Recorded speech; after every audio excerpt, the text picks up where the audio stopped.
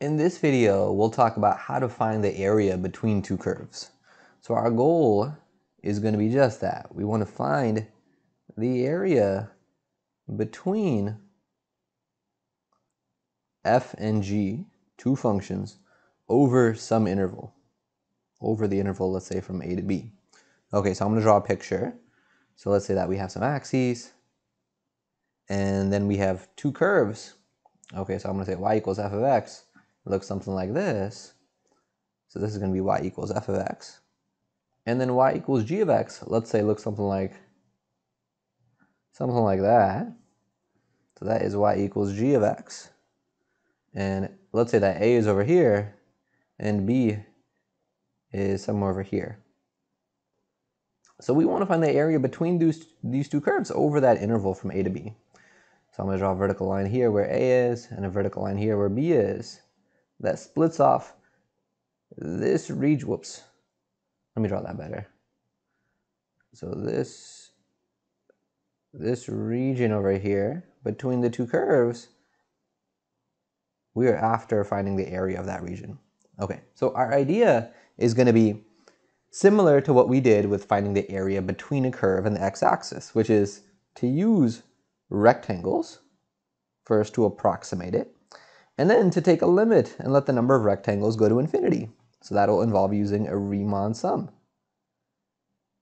Use rectangles and a Riemann sum. Okay, so what I'm going to do is I'm going to split up our interval from a to b into pieces. So let's say I have a piece here, piece here, piece here, and I just keep going like this. So we're splitting it up, say, into n pieces first off. All right, and now within each of those pieces, I'm going to create a rectangle.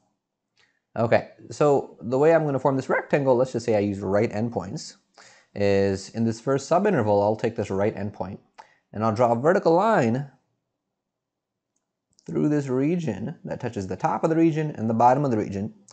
And I will use the points where it touches the top curve and the point where it touches the bottom curve to represent the top and the bottom of my rectangle. So I draw a horizontal line here, a horizontal line there for the top and the bottom of the rectangle.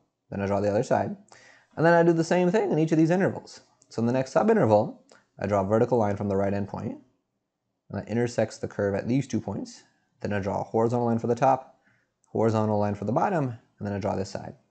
So we're going to keep going like this. In the next subinterval, if I draw a vertical line through the right endpoint, it would go down here and up here. Then I draw a horizontal line for the top and for the bottom, and I draw the other side of the rectangle.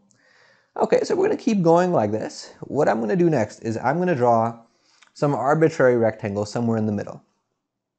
Okay, so let's say that I'm going to look at this subinterval, and here's the right endpoint, and I'm going to draw a vertical line until I hit the top curve, and one until I hit the bottom curve, and then I draw a horizontal line for the top of the rectangle, and one for the bottom of the rectangle, and then I draw the other side, and we get a rectangle. It looks something like this. So just like before when we've done Riemann sums, I'm going to call the a value x naught. This first tick mark I'll call x1. The next one I'll call x2. And then for this arbitrary one, I'm going to call this tick mark over here x sub I.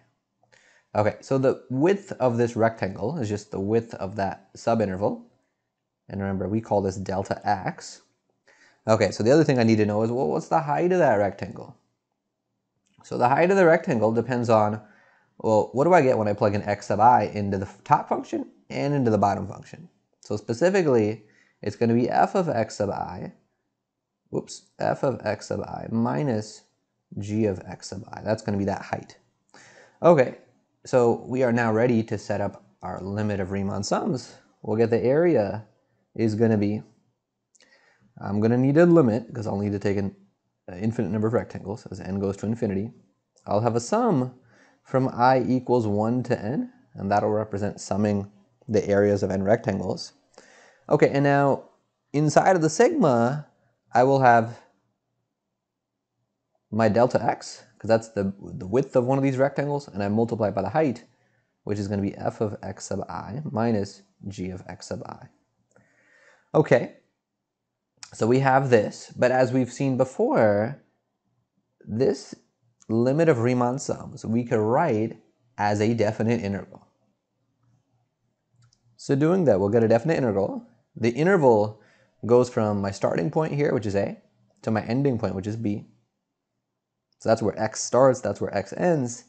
And then the delta x becomes the dx in the integral. And then this formula that's in terms of i's, we just change the x of i's to x's. So we'll get f of x minus g of x. Okay, and this is going to be our area formula. The f of x, in my picture, that's this top function. So I'm going to call that y subscript top, because notice the equation is written as y equals something. The y is isolated. That's why I'm calling it y subscript top. And for g of x, that's the bottom function. I'm going to call this y subscript bottom. And I'm going to box that. That is going to be our formula for the area between two curves. Okay, so next I want to give a conceptual reason for why that formula is true without just resorting to Riemann sums and rectangles. Okay, so for the conceptual reason, we are trying to find the area between two functions f and g over some interval from a to b. Okay, so if I draw a picture, let me just have some axes here. We'll have some upper function f, and we'll have some lower function g. Okay, let's say that this is the interval from a to b. So I'm going to draw a vertical line at a, I'm going to draw a vertical line at b. So if I want this shaded area, the stuff between f and g, what I could do is I could first find the area between f and the x-axis over that interval. So in other words, I could just find the area under f. Okay, because that would be this whole region, the area under f.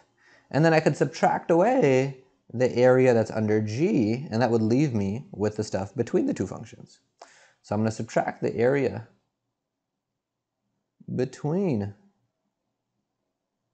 g and the x-axis over that interval from a to b.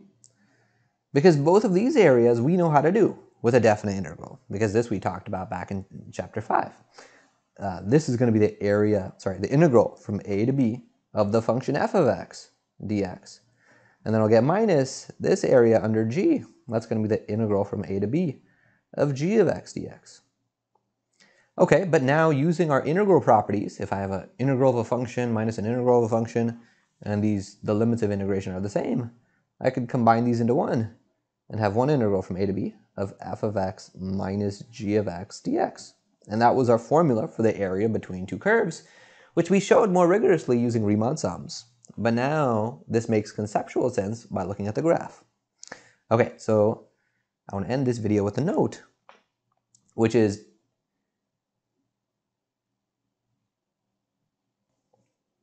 that formula that we have, this integral of f of x minus g of x, it still will work. It'll still even make conceptual sense when I subtract like this if my functions f and g go below the x-axis. So I haven't drawn a picture of what that would look like, but I'll leave that for you to think about why.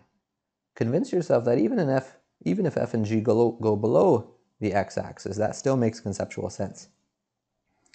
So in terms of our goals for this section, we've talked about the first goal, how to find the area between two curves using this formula for definite integrals. But in the next video, we'll get more practice with this by doing some examples.